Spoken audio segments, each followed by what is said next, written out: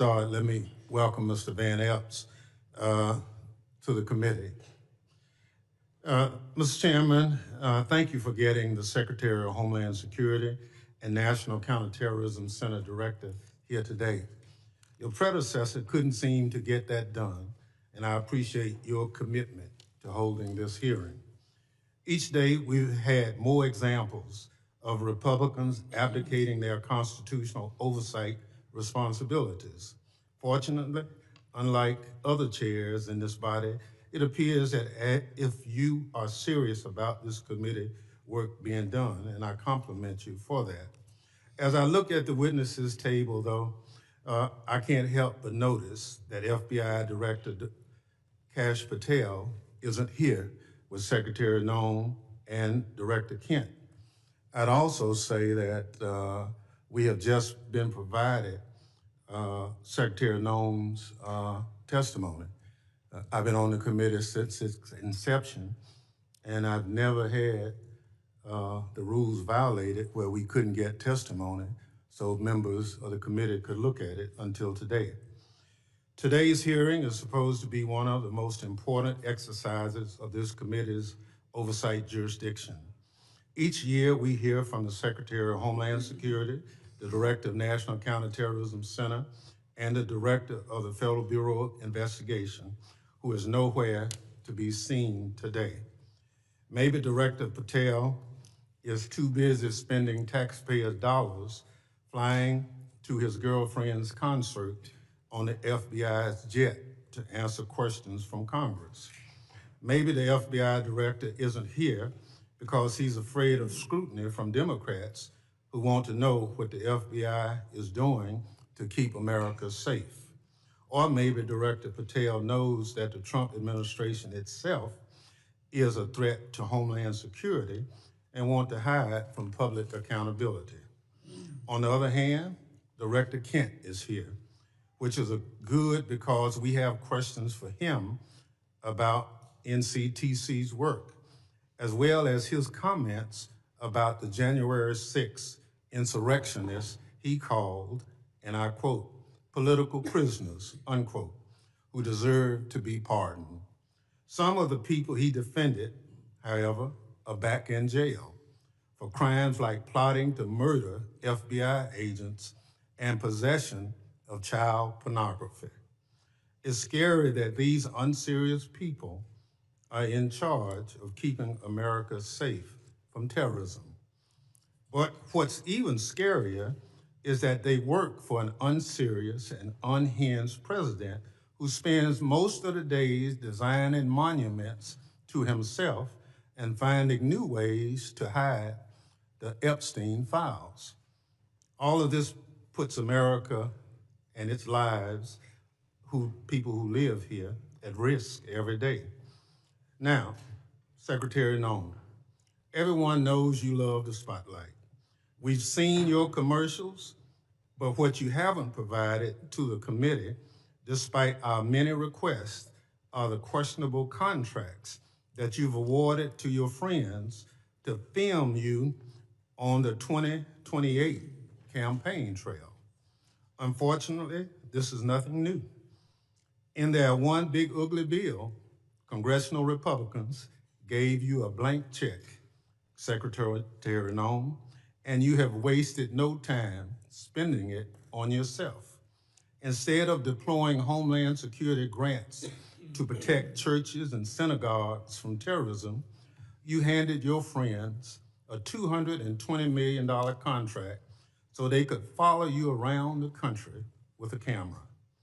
Instead of fully funding the DHS agency that protects our hospitals, schools, and electrical systems from cyber attacks, you spent $200 million to buy yourself new private jets.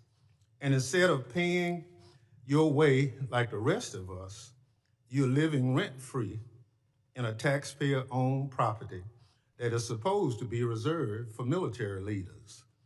Every penny that you spend on yourself represents the blood, sweat, and tears of hardworking Americans who expect their tax dollars to be spent on Homeland Security, not promoting you and your interests. Apparently, you haven't noticed that regular people are suffering under President Trump's affordability crisis.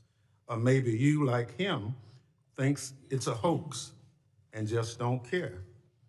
Either way, such corrupt behavior hurts Homeland Security. But it's not just the corrupt behavior, Secretary Nome, that hurts Homeland Security. It's also your blatant disregard for the law. You cut programs and withheld congressionally appropriated money to prevent terrorist attacks and prepare for natural disaster. You eviscerated the Office of Civil Rights and Civil Liberties, which was supposed to keep DHS from violating Americans' constitutional rights.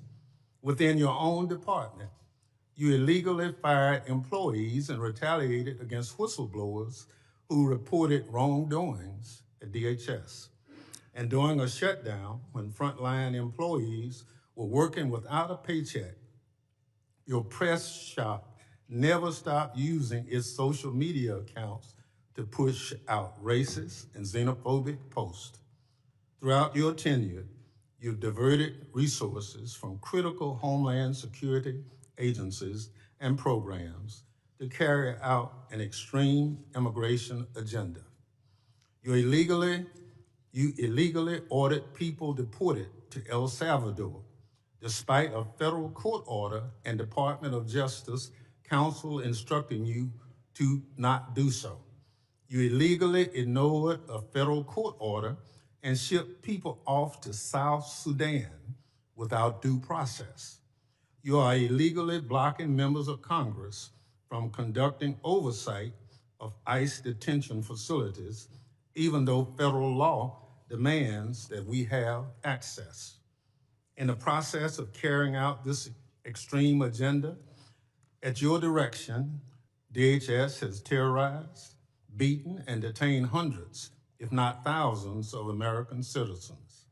At your direction, DHS has illegally detained and deported American citizens, including U.S. citizen children with cancer.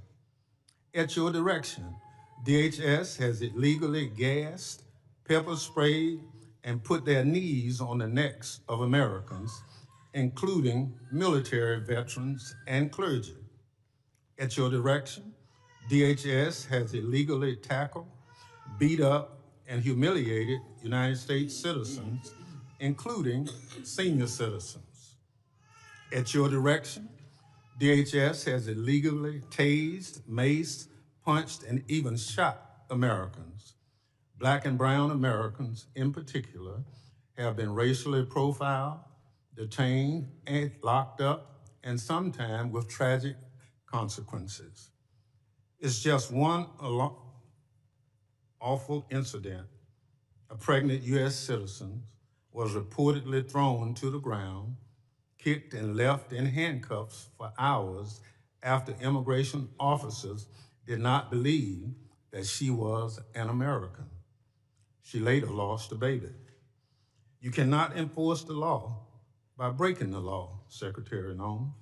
That's not how justice works. It's not right, and it's un-American. And when Congress tries to carry out its constitutional oversight responsibilities, to question you about your department actions, you hide, often with the help of congressional Republicans.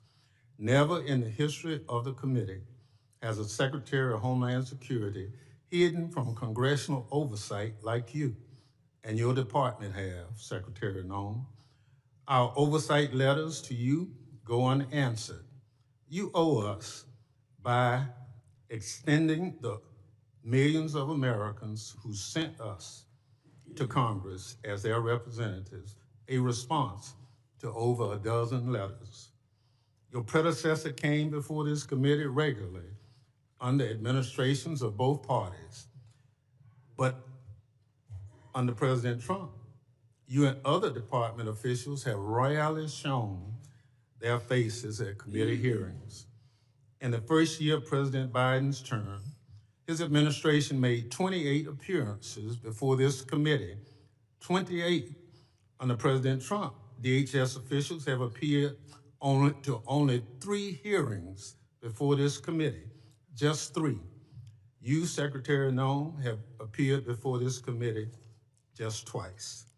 That's fewer appearances than your predecessor, Secretary Alejandro Mayorkas, who Republicans lambasted for not coming before the committee more often.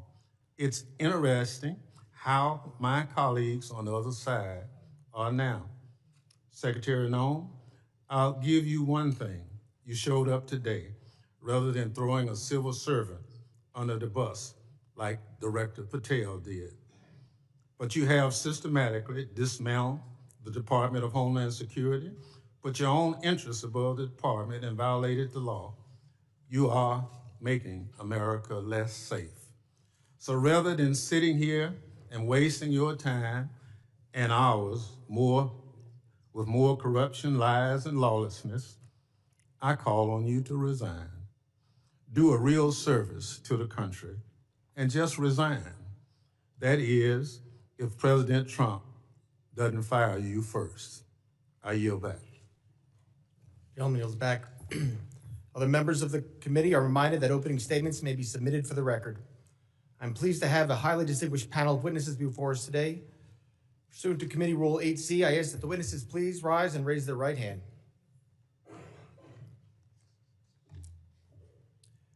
Do you solemnly swear that testimony you will give before the Committee on Homeland Security of the United States House of Representatives will be the truth, the whole truth, and nothing but the truth, so help you God? Thank you. Please be seated.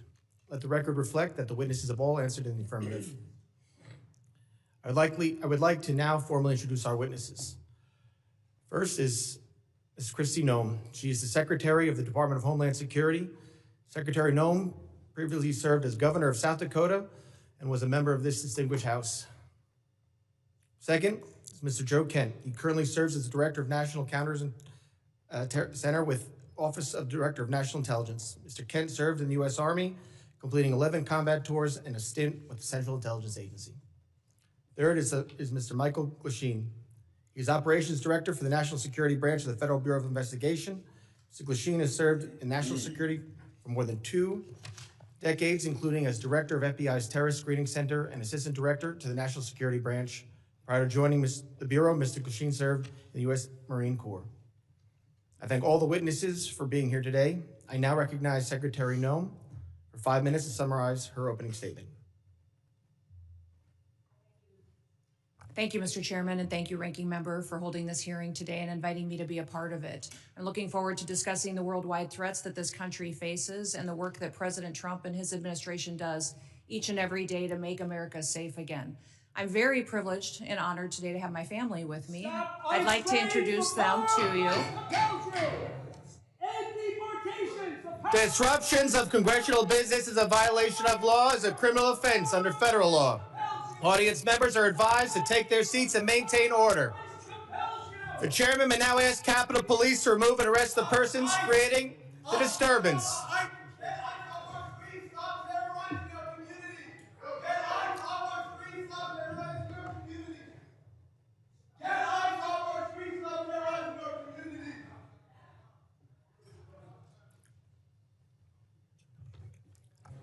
Secretary may continue. Chairman, I'll continue. Today with me, I have my husband, Brian, who's with me, and also 2 of my children. My oldest daughter, Cassidy, and her husband, Kyle, are sitting here in the front row. And then my middle child, Kennedy, and her husband, Tanner, and that was my grandbaby, Noah, that was crying a little bit during the ranking member's comments. I don't think she agreed with him. I don't have my son with me or 3 of my grandchildren, but I'm very blessed that I have a wonderful family who is here and loves this country and is grateful for the work that we get to do as a family each and every day. We also have the blessing of having some angel families with us as well. They are here in the audience, and I'm so grateful for them for being willing to come here and be strong. It's hard to lose someone that you dearly love to illegal criminal activity, to people who never should have been in our country to begin with, and to lose those loved ones to drug overdoses that get perpetuated by the terrorist organizations that filter them into our country that President Trump works so hard to stop. So I'm grateful that they're here. and that they are telling their story. Under President Biden, he closed the office in the Department of Homeland Security that serviced these families. He closed it because he didn't want them to speak. He didn't want them to have support or services. And President Trump reopened the Voices office so that they can get services, so they can hear about the cases of the individuals who killed their family members, and they can get the kind of help that they need to get through the tragic grief that they've experienced. So I want to thank them for being here and continue to pray for them. I want to thank you for the opportunity to be in front of you today to discuss the wide range of threats that the Department of Homeland Security is working on to protect us from here at home and also around the world. Just 2 weeks ago, the day before Thanksgiving, a terrorist shot 2 of our National Guardsmen in Washington, D.C., killing Sarah Beckstrom dead, and Staff Sergeant Andrew Wolf is still fighting for his life. Fortunately, we've had some really good news about Andrew recently, and he had the opportunity to stand up and is a miracle, and we're so grateful for his family for being so strong. We continue to lift him up and pray he has a full recovery. The terrorist who shot them was an Afghan national who entered the United States under Operation Allies Welcome. The same week, we arrested another Afghan national who came in under the same program. He was planning to carry out a bombing in Fort Worth, Texas. And just last week, just miles away in Washington, D.C., we arrested another Afghan national who also came in under Operation Allies Welcome. That individual provided support to the Islamic State of Iraq and ISIS-K and weapons to his father, who was a commander of a militia group in Afghanistan. Those are only a handful of the challenges that we face and the threats that the Department of Homeland Security stands against every single day. Under President Trump's leadership, DHS is securing our borders, we're restoring the rule of law, and we're protecting the homeland. DHS is eradicating transnational organized crime and the stopping of deadly drugs from continuing to be funneled into our communities. We're ending illegal immigration, returning sanity back to our immigration system, and we're defending against cyber attacks against our critical infrastructure. We have sent a strong message to criminal illegal aliens that we will find you, we will arrest you, and we will deport you. Our message has resonated to over 1.5 million illegal aliens who have gone home on their own voluntarily. At the same time, we as a country are still dealing with the mistakes, the errors, and the willful disregard of the last administration. For 4 years, the Biden administration allowed millions of people to come into our country illegally. Millions more in our country were exploited and were brought in under parole programs without even basic vetting. As a result, we've seen terrorist attacks and heinous crimes committed against American children and families by criminal illegal aliens and violent perpetuators who should have never been allowed into this country in the first place.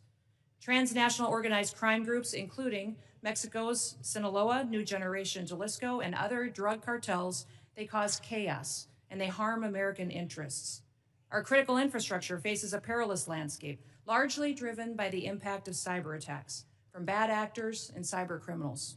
American citizens are increasingly under threat from assassination attempts, intimidation tactics, and violence perpetuated by our adversaries, radical Islamic extremists and domestic extremists. These bad actors seek to undermine our public trust. They instill fear in Americans. They destabilize the institutions that safeguard our national security. The United States is preparing to host several major public events in 2026, most notably the FIFA World Cup and the celebration of the 250th anniversary of our Declaration of Independence. These large-scale events will be potential targets for a range of bad actors, and they come with an increased level of risk.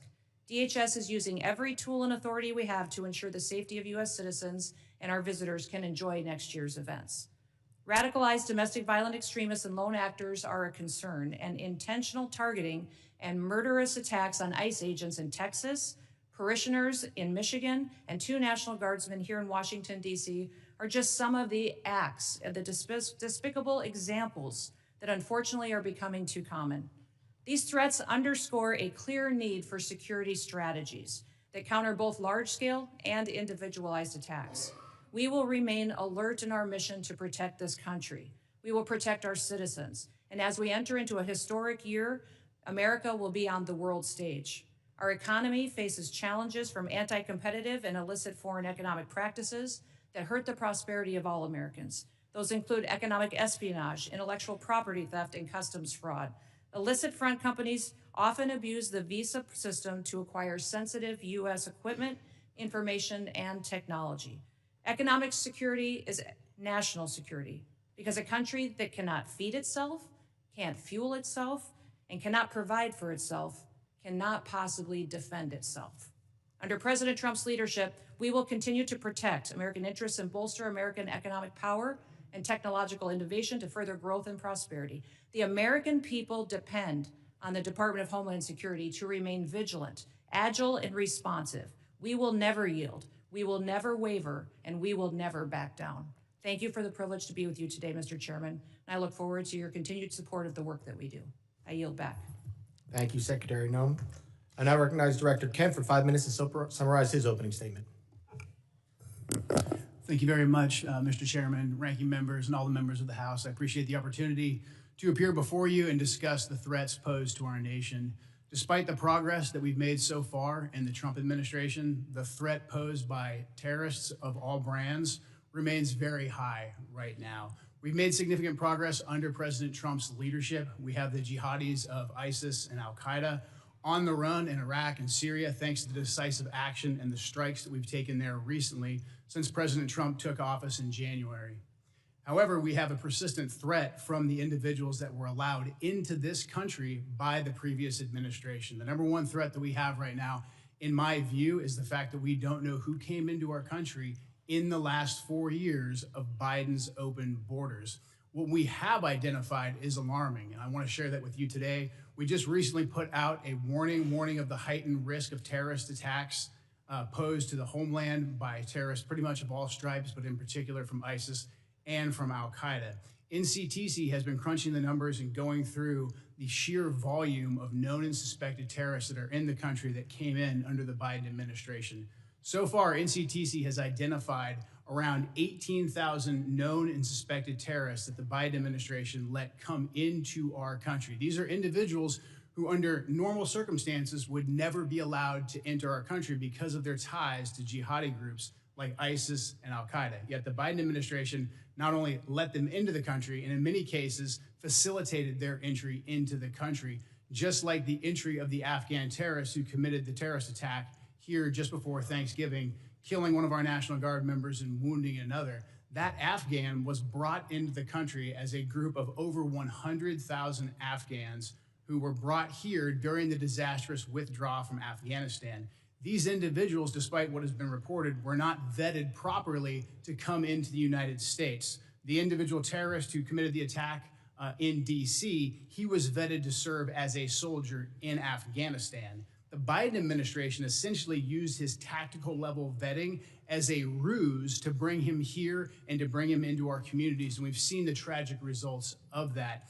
Now, that Afghan, that attacker, that terrorist is just one of 88,000. We've identified 2,000 of that group of 88,000 who have ties to terrorist organizations. We're working right now hand in hand with DHS and with the FBI to run down this 2,000, the Afghans who came here under Allies Welcome who have ties to terrorist organizations, and additionally the other 16,000 individuals with ties to terrorist organizations that Biden let into our country.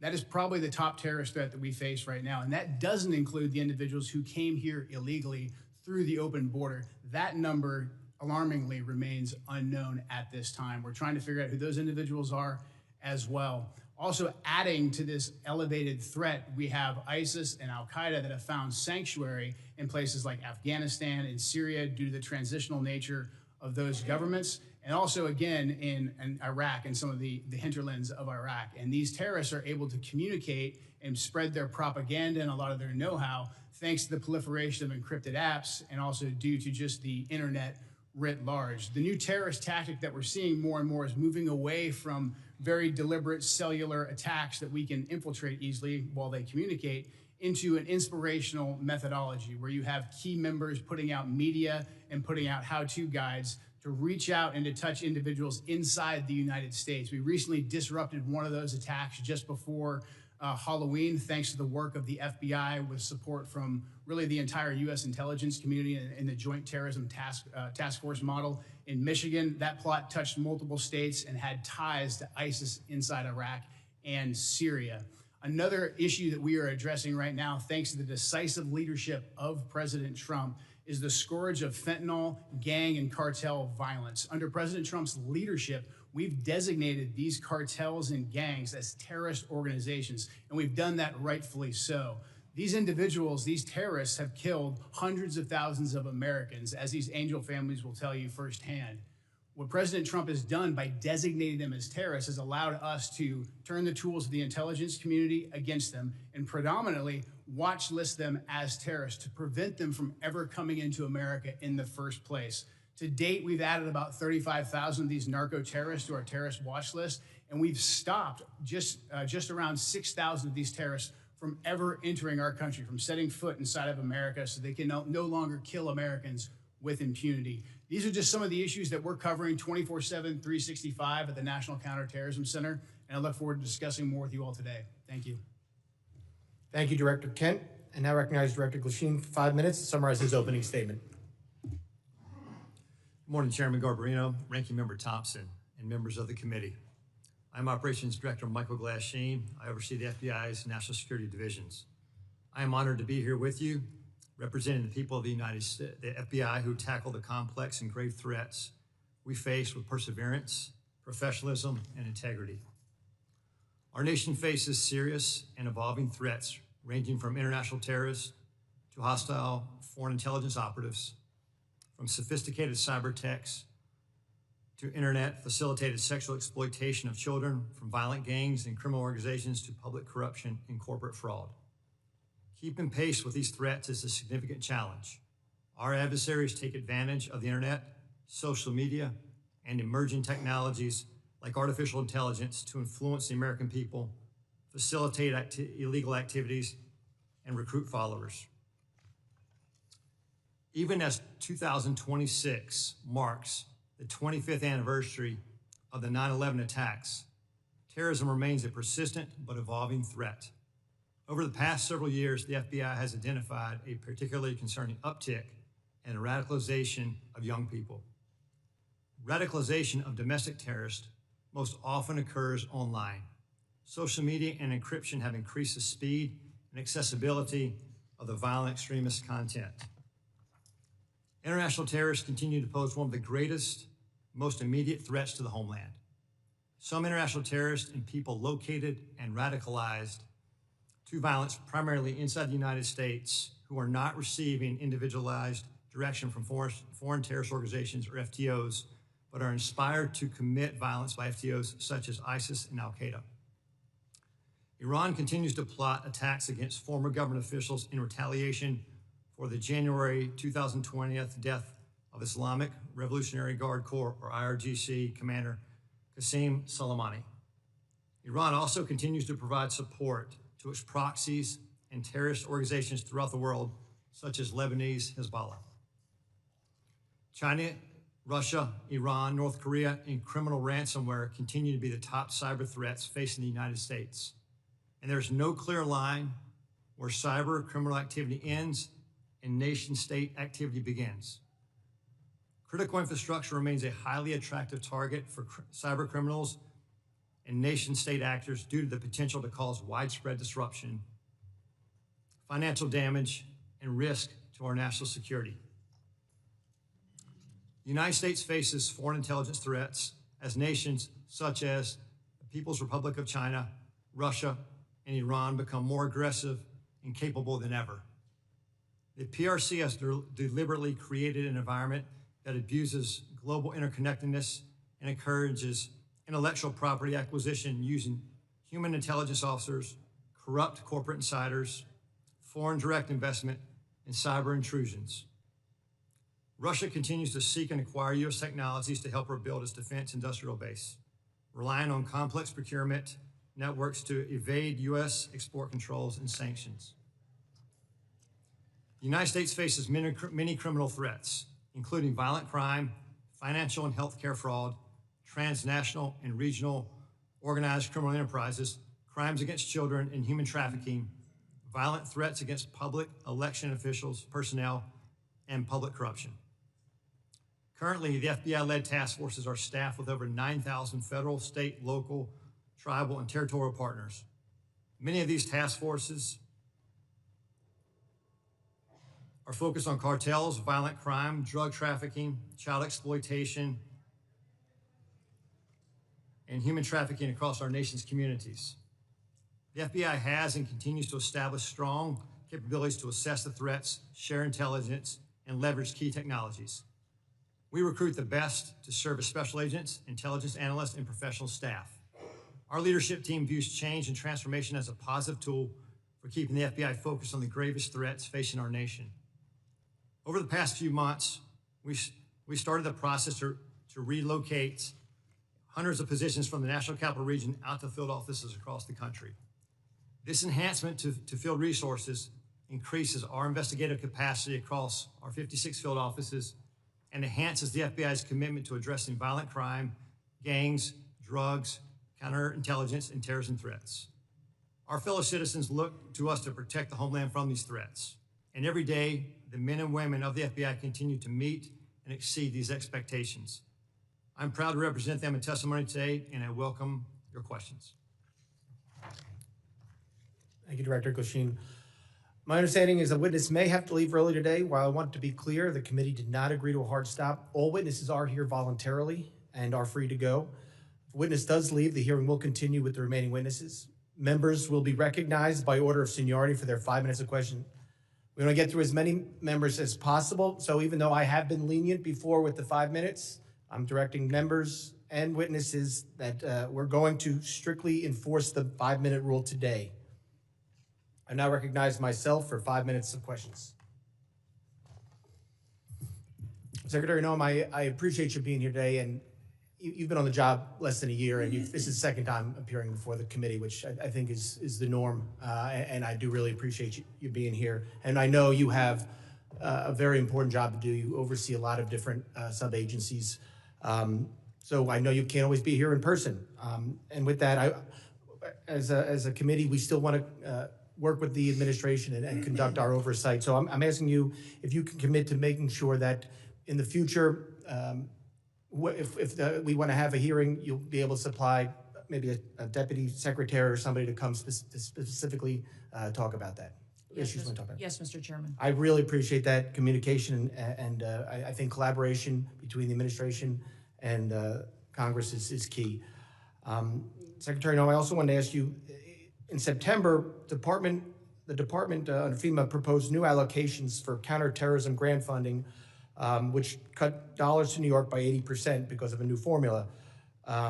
Considering New York is consistently a top terror target, this was surprising. We're grateful President Trump restored this grant funding, and pursuant to the President's direction, has the department increased the allocation to New York? Yes, President Trump did. I would say that when we look at the Homeland Security grants and how they're allocated, the formula focuses on where we see the threats today and where those communities are that need the resources. I would also inform the committee and you, Mr. Chairman, that New York City at the time of the allocation still had over $440 million in reserve that was available to them to utilize. So the intention of these grants is that communities and cities would use the dollars to build up the security measures that they need to do for a long-term impact, and that the same amount of dollars aren't necessary every single year. You need to meet the threats where they are in the country at the time the grant dollars are available. So thank you to all of you for your work on getting us dollars that we can give to grants to help secure our local communities and states. But when we're looking at cities that have hundreds of millions of dollars in reserves, we recognize that giving them hundreds of dollars of millions more may not be appropriate considering all of the threats that we have. But President Trump has sent more resources to New York City. We'll continue to meet the threats head on because that is our mission, is to make sure that we're looking at every single threat that we have. The formula that we have considered and have put in place recognizes what came over the border, where we see the infiltration going, which communities are impacted, and what we need to do to harden our systems. I appreciate that, Secretary, and I appreciate the work you're doing with the President. I appreciate his decision to send that increased money to New York. I have a question. Since this is about worldwide threats, can you discuss what DHS's most significant concerns are today for the country? I would say, Mr. Chairman, what keeps me up at night is that we don't necessarily know all of the people that are in this country, who they are and what their intentions are. We think up to 15 to 20 million people came in under the Biden administration on the invasion over the southern border. They were not vetted. They were allowed to pour in. Our parole programs, our asylum programs, our visa programs were all exploited, and the integrity was demolished under Joe Biden and the leadership of the Department of Homeland Security. And frankly, the entire department was neglected. In fact, I believe the Secretary was told at times not to do certain things by the Biden administration to facilitate this invasion. So what keeps me up at night is the individuals that are in this country that wish to do us harm. And that is why we are so aggressive at making sure that we're going out and doing investigative work, finding those violent criminals, finding those people who shouldn't be in this country to begin with, and those that want to go after and to harm our American citizens. Thank you, Secretary. Director Glasheen, as you heard and as you've said, during the next few years, the United States will host more major events than ever before. This brings up obvious security concerns, including counter drones, which we just passed into authorities in the NDA yesterday. How is the FBI preparing for counter drone threats during mass gathering events? Chairman, thank you for that question. Counter UAS, the passage of the legislation yesterday is a game changer for us. How we're preparing for that going forward, we just stood up a counter UAS school down in Huntsville, Alabama, where we will train federal officials, state locals, as well to assist with that preparation and implementation of using counter UAS technology. Prior to this passage, it was only the FBI and or DHS that could provide that assistance. Now that this passage of authority, it will allow us to have a greater handling of the threat to a mass event. Thank you very much. I yield back. I now recognize the ranking member for 5 minutes of questions. Thank you very much, Mr. Chairman. Mr. Glasstein, will you tell me the organizations that pose on the domestic side, two of the organizations, number one, number two, threat to the homeland at this point? Can you please clarify, like organizations? Any domestic terrorist organization that poses a threat to the homeland as we speak? I'd say the first one, President Trump had just announced executive order domestic terrorist organization, Antifa. That's our primary concern right now. All right, that's what President Trump did. What does the FBI say? We share the same view. When you look at the data right now, you look at the domestic terrorist threat that we're facing, right now, what I see from my position is that's the most immediate violent threat that we're facing on the domestic side. So where is Antifa headquartered? What we're doing right now with the organization. Where in the United States does Antifa exist? Yeah. If it's a terrorist organization and you've identified it as number one. We are building out the infrastructure right now. So what does that mean? We're trying to get the information. You say Antifa is a terrorist organization. Tell us as a committee, how did you come to that? Where do they exist? How many members do they have in the United States as of right now? Well, that's very fluid. It's ongoing for us to understand that. The same, no different than Al Qaeda and ISIS. No, I don't want you. I'll ask one question, sir. I just want you to tell us. If you said Antifa is the number one domestic terrorist organization operating in the United States, I just need to know where they are, how many people. I don't want a name. I don't want anything like that. Just how many people have you identified with the FBI that Antifa is made of? Well, the investigations are active. So you wouldn't come to this committee and say something you can't prove, I know. I know you wouldn't do that. But you did. Madam Secretary, you and the gentleman from NCTC reference the unfortunate accident that occurred with the National Guardsman being killed. You think that was an unfortunate accident? I mean, It was a terrorist attack. Wait. look, I'll get it straight. Then you can He shot our respond. National Guardsman in the head. Look, Mr. Chairman, will you direct the witness to allow me to ask my question? It was an unfortunate situation, but you blamed it solely on Joe Biden. I want you to know who approved the asylum application for this same person. Mr. Thompson, this individual that came into the country. No, I want to know who approved. Congressman Thompson, I want No, you to no, understand. no. When this individual came No, into the I'm not- country, I'm he not came gonna let you- under I'm not gonna let you- evacuation of Afghanistan under Operation Allies Welcome, was thoroughly vetted by the Biden administration at that point in time, allowed into our country, and then was never followed up. I want to remind Reclaim everybody my in time. Congress. Reclaim my time. We follow the law, and every asylum is supposed to have a check-in every single year, and the Biden administration failed to do that. They vetted this individual, allowed them into our country, and did not do due Witness will allow the gentleman to ask his question. Yes or no? Who approved the asylum claim? The application on the asylum was thoroughly filled out by information that was gathered by the Biden administration. So the His Biden asylum- administration approved the asylum. The asylum application was put into place under the rules established by the Biden administration. Reclaiming my time. I don't want to file perjury charges against you, but I'm of the opinion that the Trump administration, DHS, your DHS, approved the asylum application. The asylum application moved forward under all of the information and vetting processes that were put in place under the Biden administration, which is when vetting happened. And that's what President Trump has changed. Under President Trump's administration. Reclaim my time again. When It's obvious you don't want to answer the question. Mr. Kent, you want a shot at it?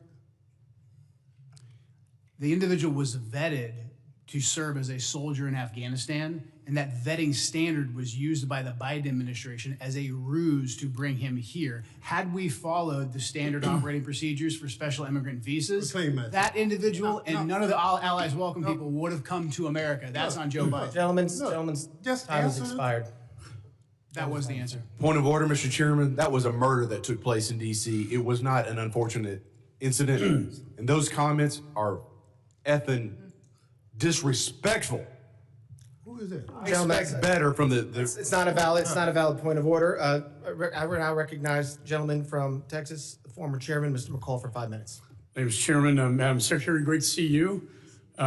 This hearing reminds me of the novel A Tale of Two Cities. They see it, the Dems see it as the worst of times, but I see it really as the best of times. And what do I mean by that? Under the Biden administration, 15 to 20 million illegal aliens, unvetted, as you indicated, came into this country. What I think most disturbing is Director Kent's testimony. 18,000 known or suspected terrorists got into this country under the Biden administration. That's why we impeached Mayorkas. I was one of the managers. He told his Border Patrol, you don't have to pay attention to federal law when it says shall detain aggravated felons. He disregarded federal law and says, you know what, may detain. It's discretionary. And guess what? We have thousands of aggravated felons now, or if not millions, in this country today. That was the worst of times. Let me go to the best of times. Most secure border I've seen in my 22 years in Congress. And I've dealt with this for a long time. Coming from Texas, being chairman of this committee, the daily crossings are 95% down from the prior administration. That's the best of times. Zero catch and release. My very first bill in Congress 22 years ago was to end catch and release. 22 years later, we finally have achieved that goal. That, Madam Secretary, is the best of times. An all-time record low. America is safer today.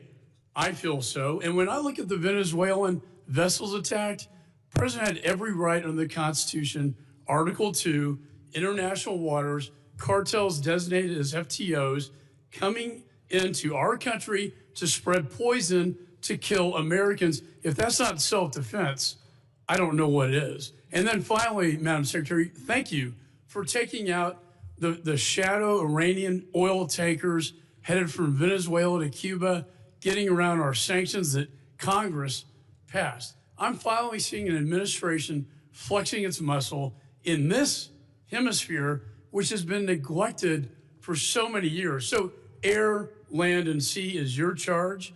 It's the military's charge as well. I see the land secure.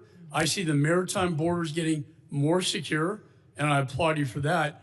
On the air secure piece, I chair the Special Events Task Force. That's FIFA, the Olympics, the 250th anniversary.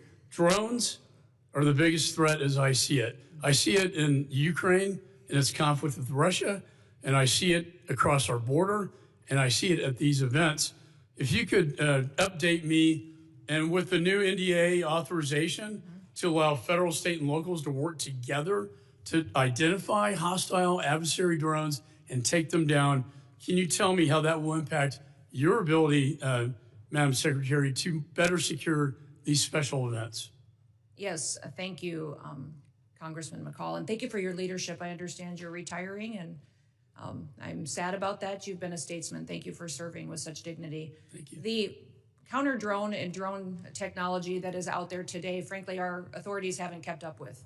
And so thank you for that legislation. Thank you for giving us the opportunity to truly defend the homeland. Here at the Department of Homeland Security, we are going to be investing upwards to $1.5 billion into drone technology and counter drone technology and mitigation measures that we can deploy not just across different NSC events or large scale events that we're responsible for the security on, but also that we can use to partner with cities and states for celebrations and different things that they may hold as well. So we have the responsibility at the Department of Homeland Security for FIFA and the 11 cities that will be hosting the matches here in the United States, also the Olympics, the America 250 celebrations, also other national security events that happen, such as Mardi Gras and other events that are going on throughout the country. So this program that we will have will not only work within the events that the department is responsible for, but we will be able to sign agreements with states and cities to provide measures that they don't currently have.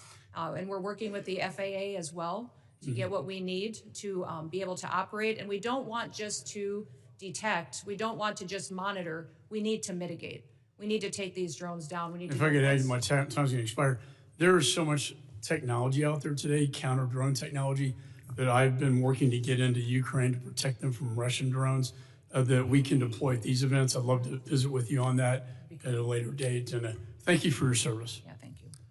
Gentleman's time's expired. I now recognize the gentleman from California, Mr. Correa, for 5 minutes of questions. Thank you, Mr. Chairman, and I agree with my colleague from Texas. It is a tale of two cities. Secretary Noem, Trump administration, you're going after the worst of the worst criminals, and we agree with you. The problem is 70% of the people you've arrested have no criminal record. You're going after non-criminal immigrants, U.S. citizens, and permanent legal residents. Donna Hughes Brown, Irish citizen, green card holder, 48 years in the United States. She also happens to be the mother of a U.S. Marine, sister to a retired Army colonel. She's in ICE detention since July. She tried to come back from Ireland, arrested, has been there since then.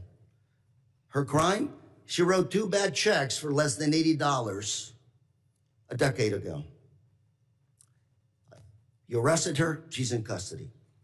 Her husband, Jim Brown, came to us and told us her story.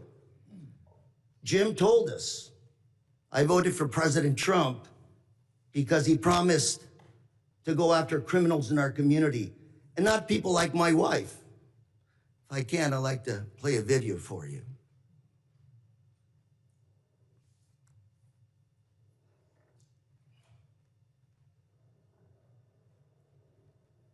Then he also voted for President Trump.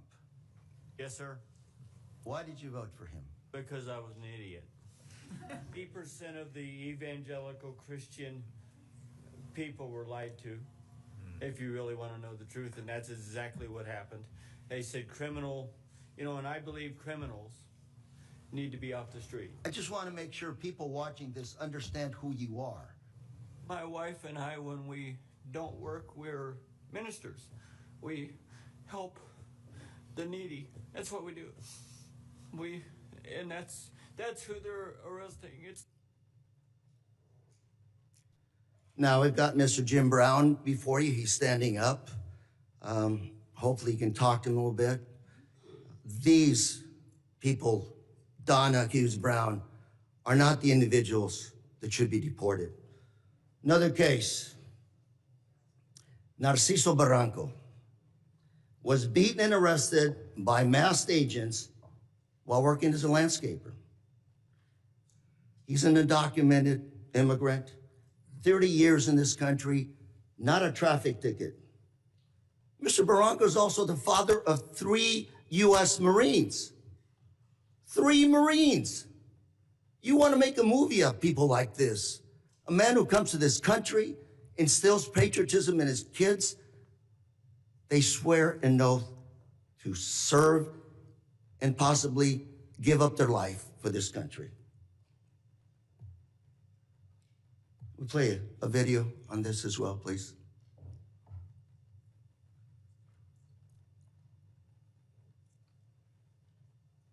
Masked federal agents were filmed pinning a man to the ground and repeatedly striking him in the head and neck before putting him in an unmarked car. The man in the video has been identified as Narciso Barranco and is the father of 2 active duty Marines and 1 Marine veteran. The Department of Homeland Security said an illegal alien was arrested by Border Patrol agents after he, quote, assaulted federal law enforcement, adding that Barranco, quote, swung a weed whacker directly at an agent's face. Video shared by DHS and reviewed by CNN shows Barranco running with a weed whacker, but does not show him striking officers. I also have with us today Alex Barranco behind you, a retired Marine. That's his father. And Alex, on behalf of myself, members here, I want to thank you for your service to our country, and we also thank your brothers for serving our great country. Thank you very much. Got another case. George Rete, 25-year-old, native of California, my home state. He's a U.S. citizen, Army veteran who served in Iraq. Well, on his way to work, he came to an immigration checkpoint. Pulled over. I don't know where officers deployed tear gas on him, broke his car window, pepper sprayed him, and dragged him out of his car. An American citizen held for 72 hours without any charges, wasn't even given the opportunity to shower, to wash off that paper Gentleman's spray. time's expired. I now recognize the gentleman from Mississippi, Mr. Guest. Mr. Chairman, I have 2 articles I'd like to present for the record. Unanimous consent. Under President Trump, an agency intended to keep Americans safe has diverted resources from child abuse, trafficking, and terrorism to immigration enforcement. Second is this letter from my Orange County Sheriff, Don Barnes, essentially talking about all the individuals under Prop 50 referred to ICE. 2025 year to date, 50 of them. Without objection. ICE never showed up to pick them up. Without Mr. objection. Chairman? I will Mr. Chairman? entertain UCs at the end of the hearing. I want to entertain all UC motions at the end of the hearing. We have witnesses. I want to make sure everybody has time. So if we do this now, we do have a witness has to leave. You're just going to be taking time from other members, but I will entertain UC motions at the end of this hearing. I now recognize the gentleman from Mississippi, Mr. Guest, for 5 minutes. Thank you, Mr. Chairman.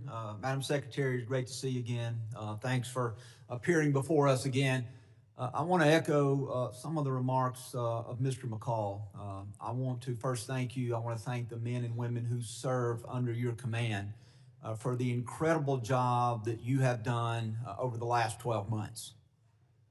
We have seen that you are active in enforcing the rule of law. We have seen a border that is as secure in our lifetime as we have ever seen. You mentioned in your opening statement over the last 4 years, we saw somewhere between 15 to 20 million illegal immigrants enter the country.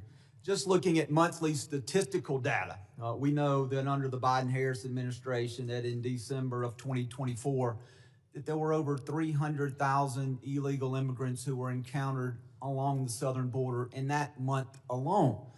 recent statistics by the Department of Homeland Security for October, the most recent statistics we have, show that the number of border encounters for October of this year under your leadership have dropped to 11,000,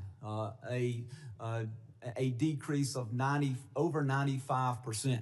And so I want to thank you for that. I want to thank you for the work that your men and women have done to protect our borders from illegal narcotics entering the country. We saw a press release the Coast Guard sent out this week regarding Operation Pacific Viper. And they mentioned a specific seizure that occurred on December the 2nd by the Coast Guard cutter Monroe, in which in a single incident of interdiction that the Coast Guard had the largest maritime interdiction seizure in almost 20 years, seizing 20,000 pounds of cocaine in an individual seizure. So I thank you for your aggressive actions in enforcing the law and for the incredible work that you and the men and women under your command are doing. I want to talk about, as we talk about threats, I want to talk about threats against law enforcement.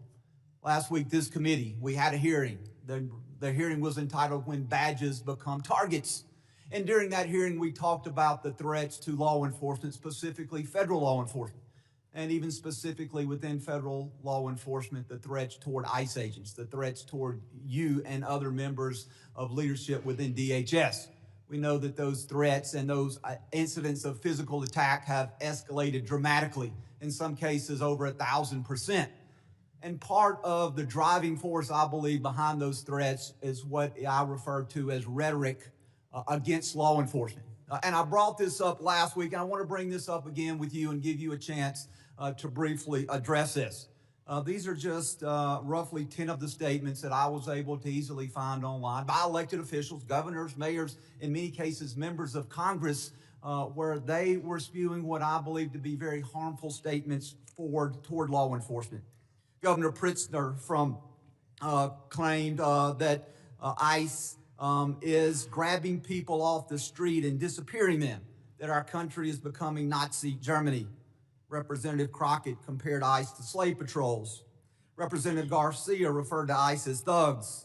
Representative Ramirez attacked ICE as a terror force, later a terrorist organization, and then later in the hearing said, let me be clear, the Department of Homeland Security, you can quote me on that, is the single biggest threat to public safety right now.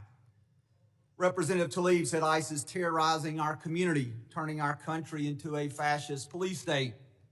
Representative Jayapal called ICE agents deranged and said it's inspiring to obstruct immigration enforcement. Governor Walz smeared ICE agents as modern-day Gestapo. Chicago Mayor Johnson accused ICE of being secret police and terrorizing our community. Representative Lynch referred to ICE agents as the Gestapo and nondescript thugs. And Representative Frost compared ICE operations to some of the worst horrors and crimes against humanity in history.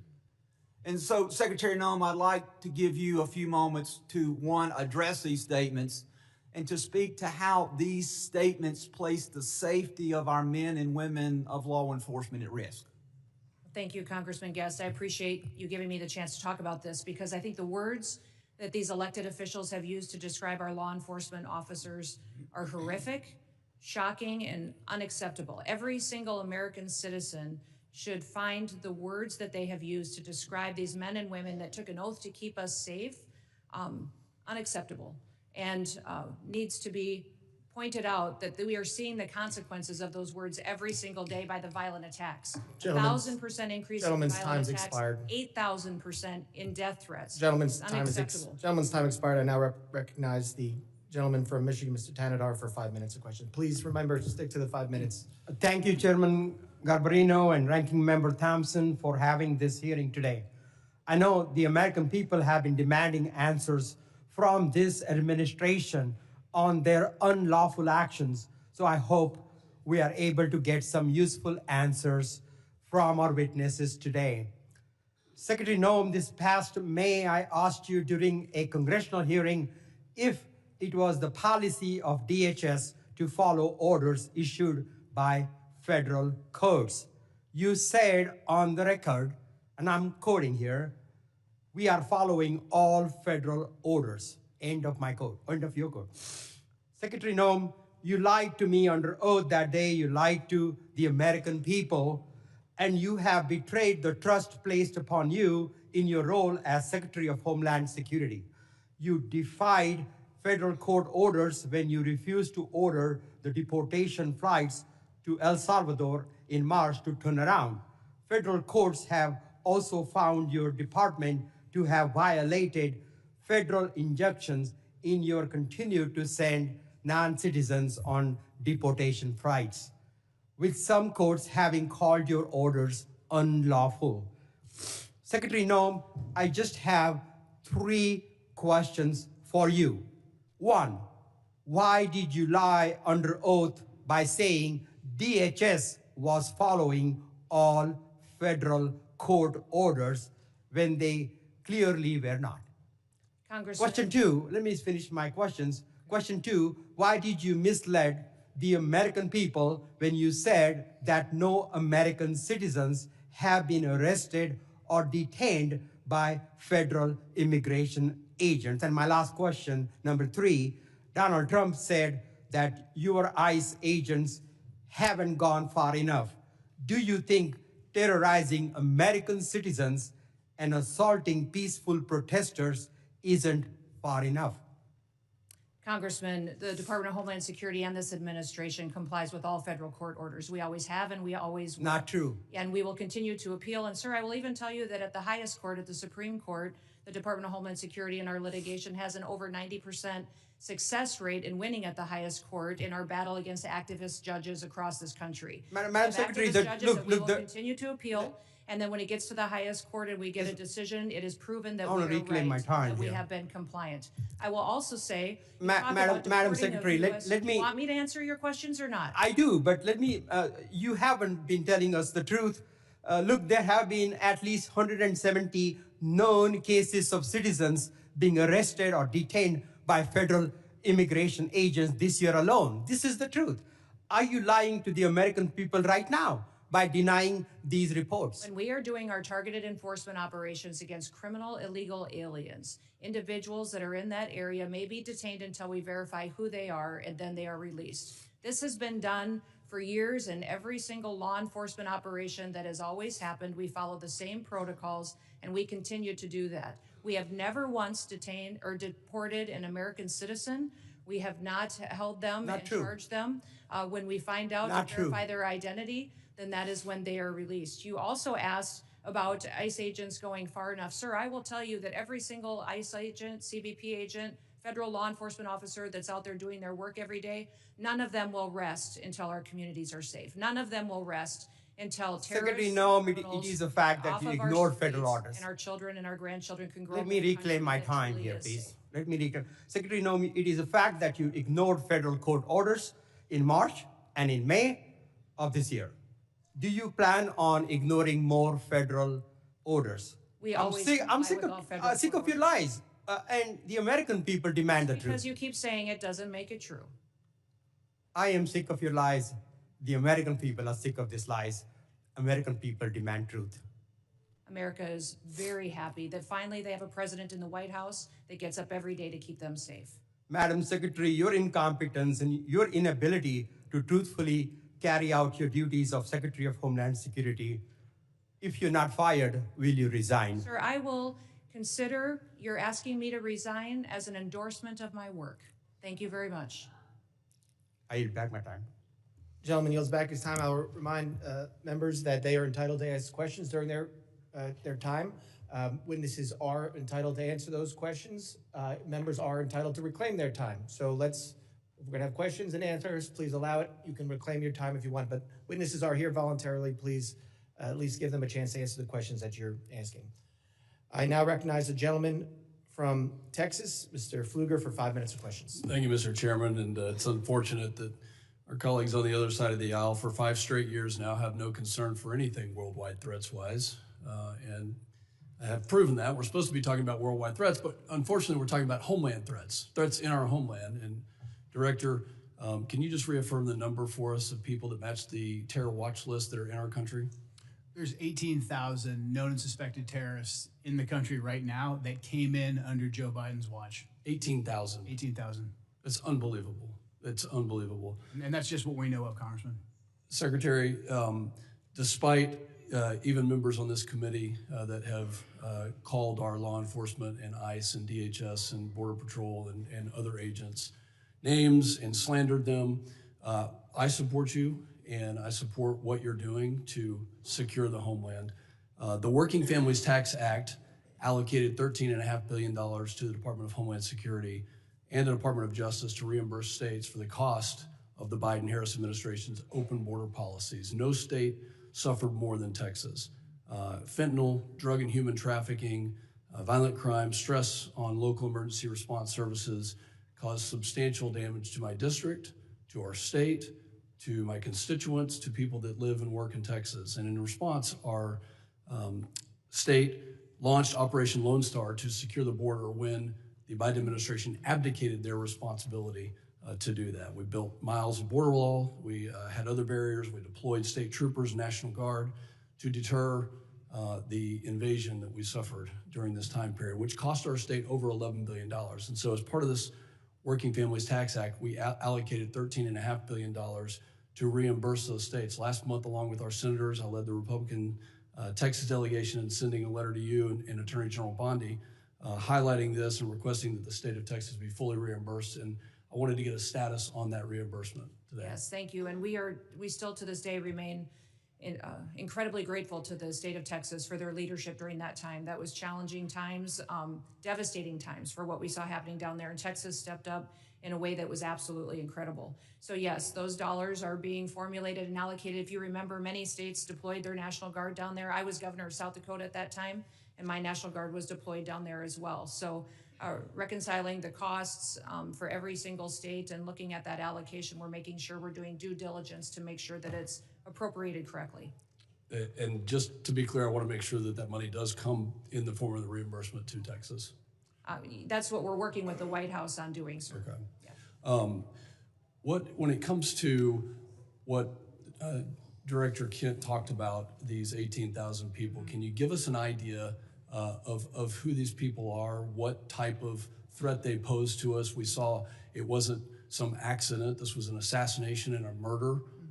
It was not an accident, despite my colleagues saying that it was an accident. It was a murder and an assassination of a National Guard hero. So what other types of threats are you tracking and preventing from happening? Yeah, I would say, sir, that we face the terrorists that we've faced for years in ISIS, Al-Qaeda, Hamas, individuals that are here that are radicalized, but also we face the cartels as they've infiltrated our country under the last administration, their proliferation of human trafficking, drugs, and violence, going after Tren de Aragua as well, MS-13. Those individuals are still a very real, clear danger every day on the streets, and we encounter them, arrest them, and deport them and bring them to justice each and every day. Beyond that, sir, you even have gangs in cities that are localized that are terrorist organizations. The Latin Kings in Chicago are absolutely terrorists to their communities, and we work every day to make sure that we're protecting those communities. So I could not prioritize one over another because they're all killers. They're all killers, and they all are destroying families each and every day. For both you and Director Kent, do terrorist organizations around the world, such as ISIS, Al-Qaeda, and others, still have an intent to attack America, to attack our homeland, to utilize every method? Absolutely. Our intelligence and our information that we deal with every single day is addressing those threats on our streets here in the United States. Director Kent, can you give us an idea of what those tactics, techniques, and procedures could be that we need to stay alert of? Honestly, the attacks of October 7th, the decentralized and just barbaric nature of that is the new terrorist playbook. They're not looking necessarily for a spectacular attack like we had on 9/11, but targets of opportunity like we tragically saw with the terrorist attack in Washington, D.C., these smaller cells or even individual operatives taking action. That's what has us very concerned, combined with just the sheer volume. My time has expired. Secretary, thank you for your commitment to reimburse Texas. I yield back. Gentleman's time's expired. I now recognize the gentleman from Rhode Island, Mr. Magaziner, for 5 minutes of questions. Madam Secretary, how many United States military veterans have you deported? Sir, we have not deported U.S. citizens or military veterans. I don't believe you served in the military. I haven't either, but I think you and I can agree that as Americans, we owe everything to those who have served our country in uniform, particularly those who have served in combat. Do you agree with that? Sir, I believe that people that are in this United States that are citizens have legal status here. Those Madam Secretary, we are joined on Zoom by a gentleman named Se-Jun Park. He is a United States Army combat veteran who was shot twice while serving our country in Panama in 1989. Like many veterans, he struggled with PTSD and substance abuse after his service. He was arrested in the 1990s for some minor drug offenses, nothing serious. He never hurt anyone besides himself, and he's been clean and sober for 14 years. He is a combat veteran, a Purple Heart recipient.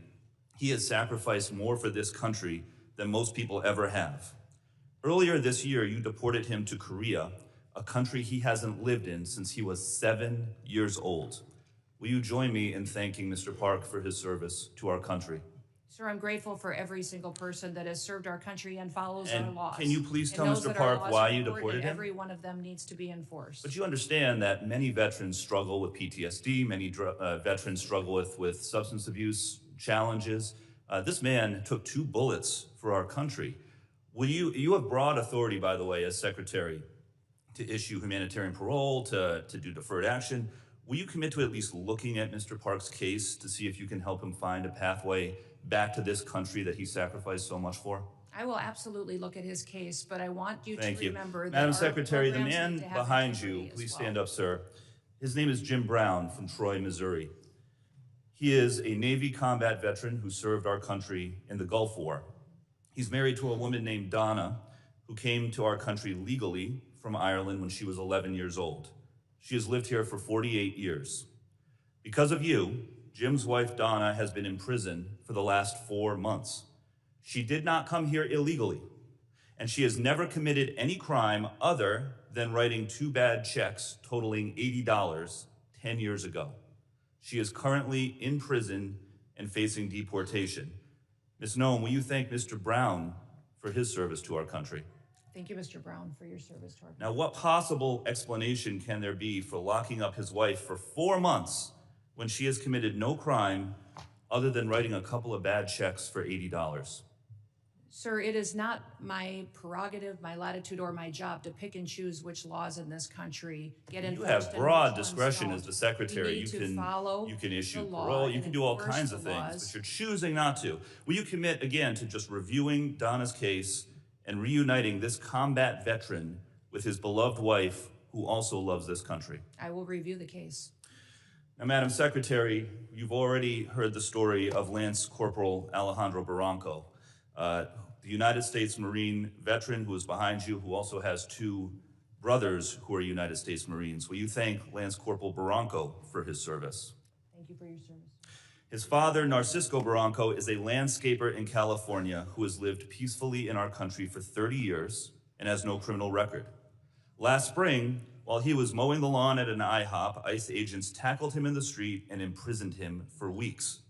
A peaceful, hard-working man who raised 3 sons to be United States Marines. We need men of that character in this country. Again, as Secretary, you have broad discretion. Will you consider Lance Corporal Barranco's father for parole in place to stay in our country, owing to the fact that he has contributed to our country by raising 3 United States Marines?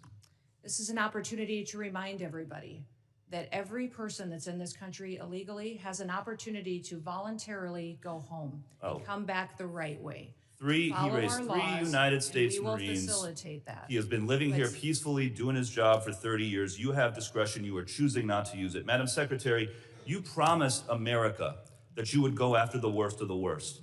But these people are not the worst of the worst. A Purple Heart recipient, a military spouse, the father of 3 Marines.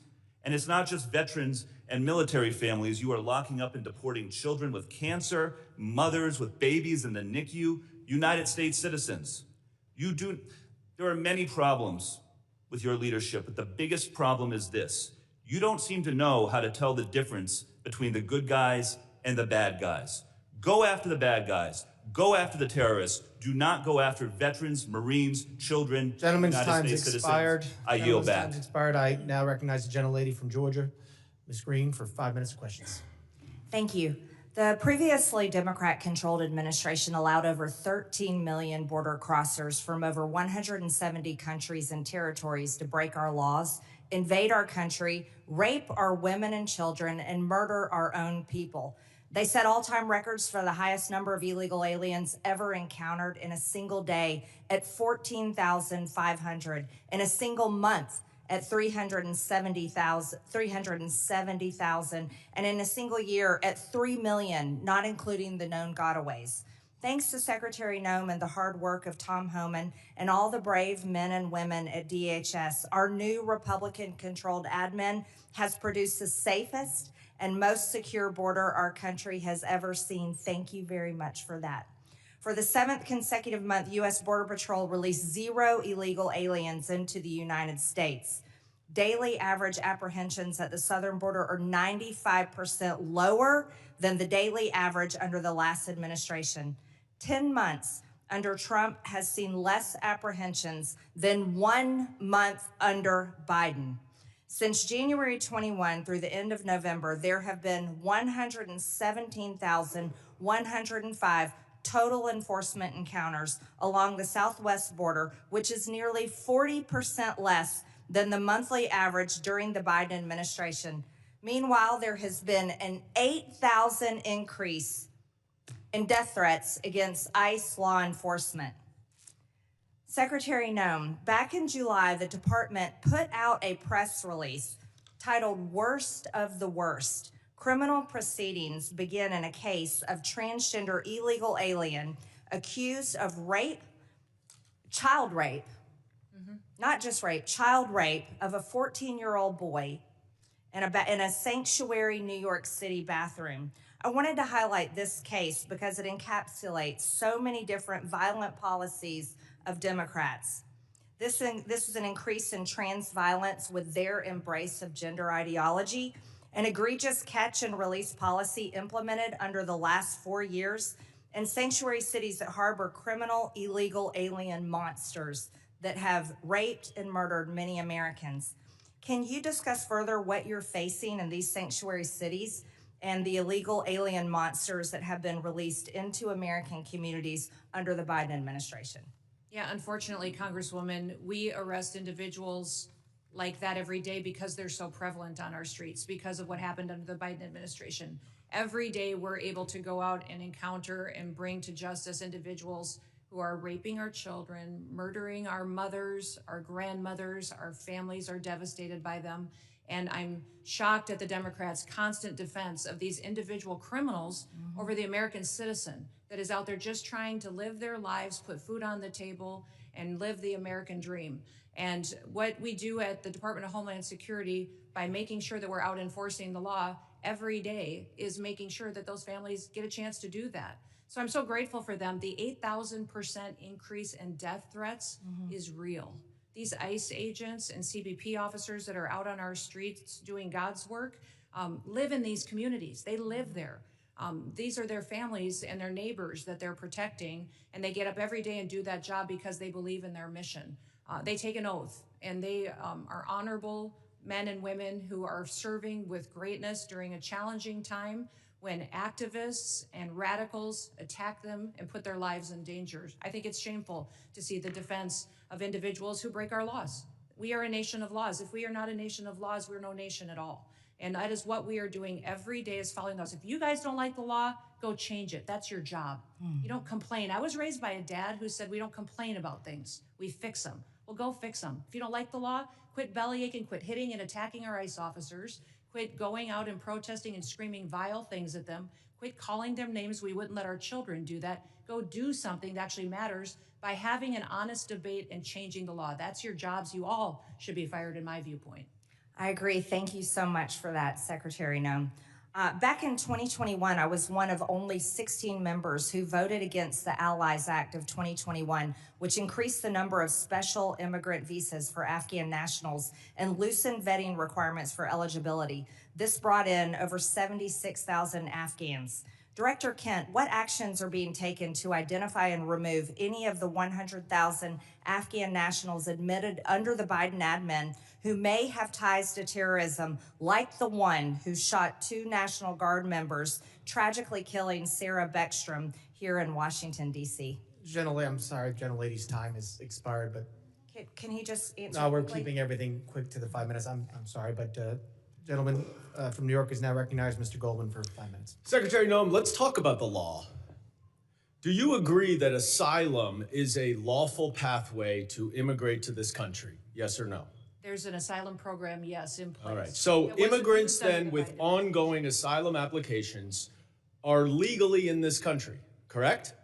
Excuse me, I'm sorry. Your question was? Immigrants with ongoing asylum applications are legally in this country. There are individuals in this country that have applications that And they are legally here because it's a lawful pathway, right? it's a lawful pathway. Okay, so And I if will- your department then deports anyone with an ongoing asylum application, you are violating the law, correct?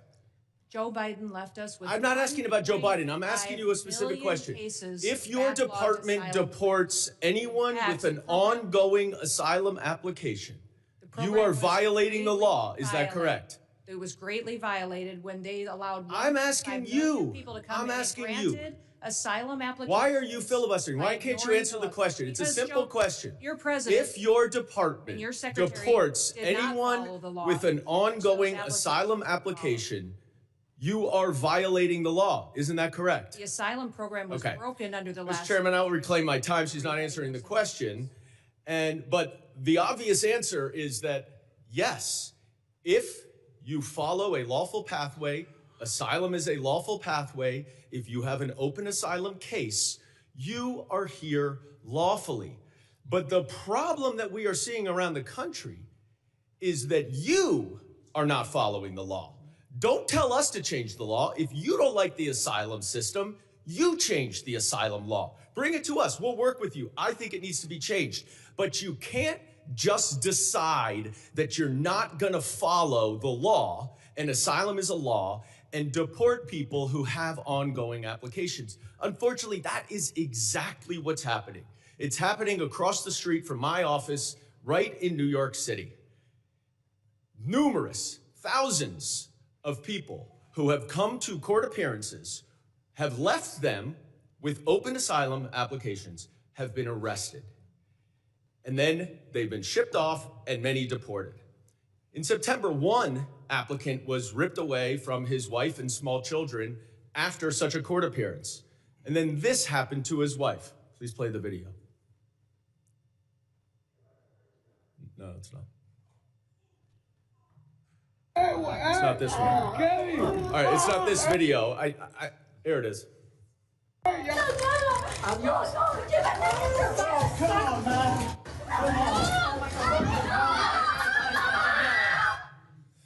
Now, after this incident, your department issued a statement that said the officer's conduct in this video is unacceptable and beneath the men and women of ICE. Our ICE law enforcement are held to the highest professional standards, and this officer is being relieved of current duties as we conduct a full investigation. 3 days later, you reinstated that officer and you put him back on duty. I sent you a letter and asked you what investigation was done and why was he reinstated.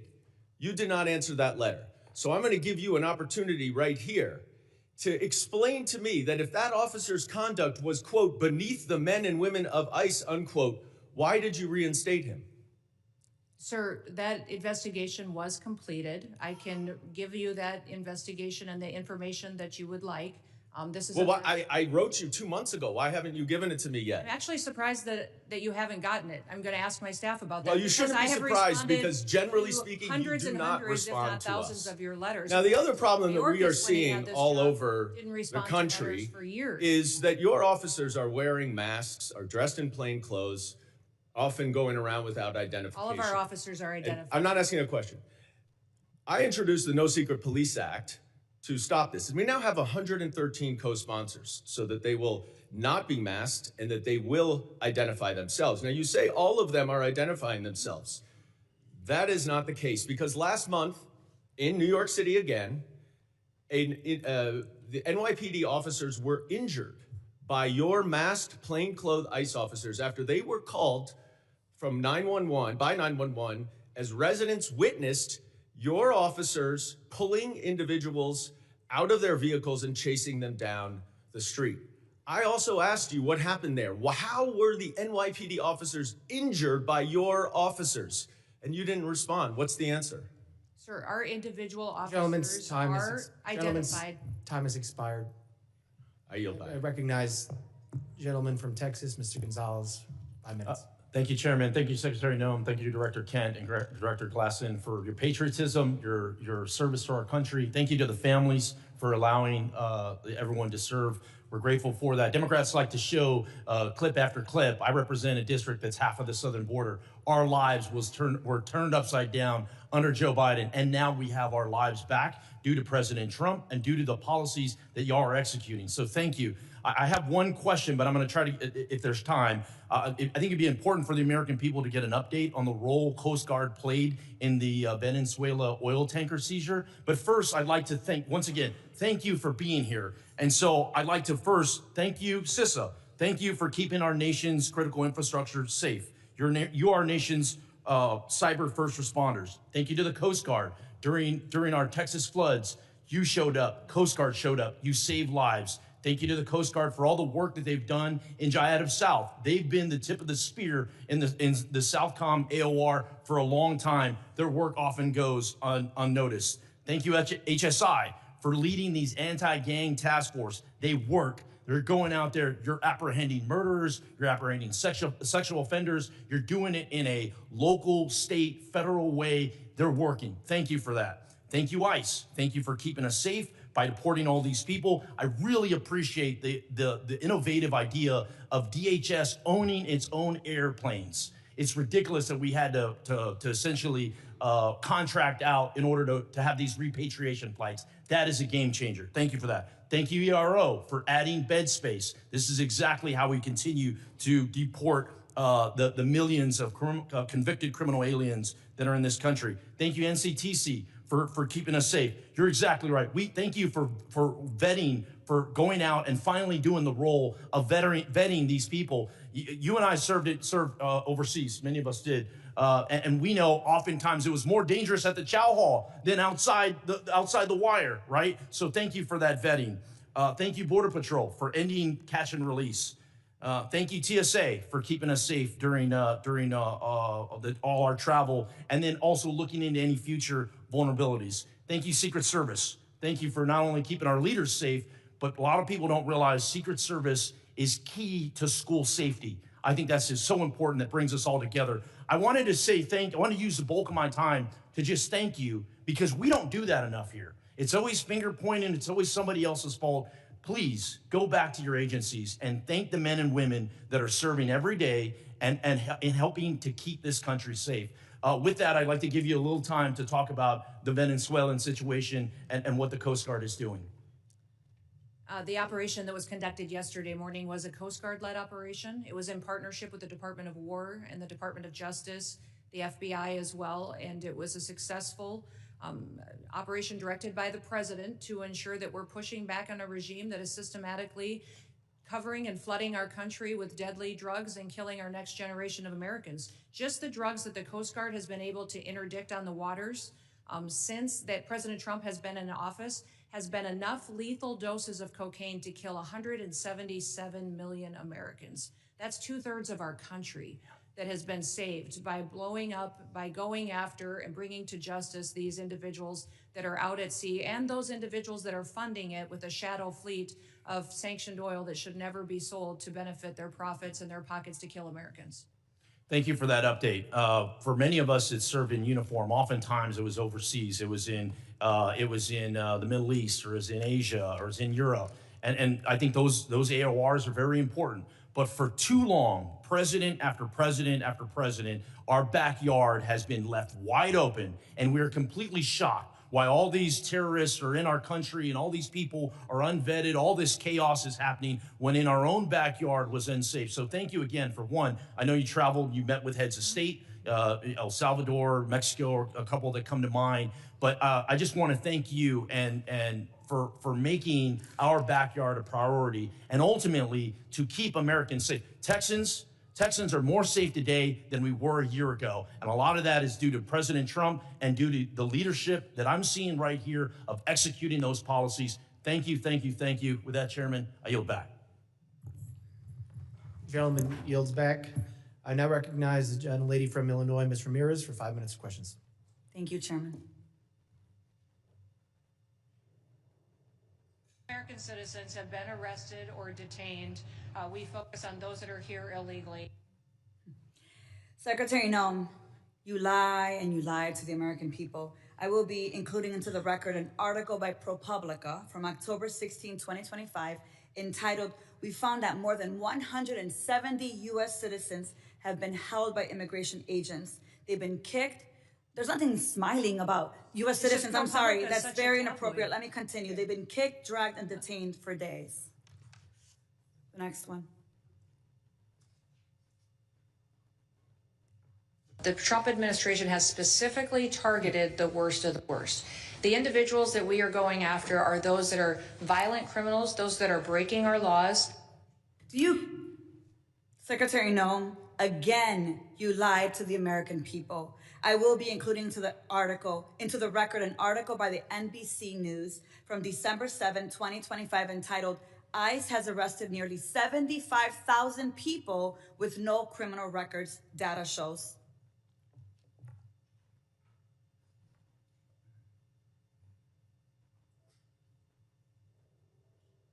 The co-equal branch of government, and it is your obligation as a member of the executive branch to honor decisions made by the highest court of the land. Yes or no, Secretary? We are abiding by all federal judges' orders. Absolutely. The Justice Department said that when the administration was ordered back in March to stop sending detained migrants to a mega prison in El Salvador, you personally made the final call to continue the flights anyway. Is that correct? And the decisions that are made on deportations, where flights go and when they go, are my decision at the Department of Homeland Security. And we'll continue to do the right thing, continue to work and protect Americans, no matter what radical judge comes out and tries to stop us. We'll do. You lied on the record, and you lied to members of this committee. You violated court orders by not turning around deportation flights bound for El Salvador, where we know that hundreds of people under your leadership have reported that they were raped, they were beaten, and they nearly died. And your agents used chemical weapons in Chicago despite court orders from District Court Judge Ellis forbidding their use. Secretary Noem, you, Gregory Bovino, and your ICBP and DHS deputized agents have waged an unaccountable, unlawful, unconstitutional war against communities across the nation. Our residents have been surveilled, they've been threatened, they've been tear gassed, they've been hit with pepper balls, they've been shot, they've been subjected to warrantless arrest and precision immobilization maneuvers, they've been kidnapped and disappeared under your leadership. So we have a lot to talk about, but you and your department continue to reject congressional oversight. And you know how I know this? I know this because I requested a meeting with ICE Field Office Director Russell Hutt. I requested a meeting with Field Office Director Samuel Olson. And when you came to Chicago on October 3rd, I publicly and formally requested a meeting with you. So I'm going to be including a letter I sent on October 3rd requesting a meeting with Secretary Noem. So Secretary Noem, I want to ask you again, will you commit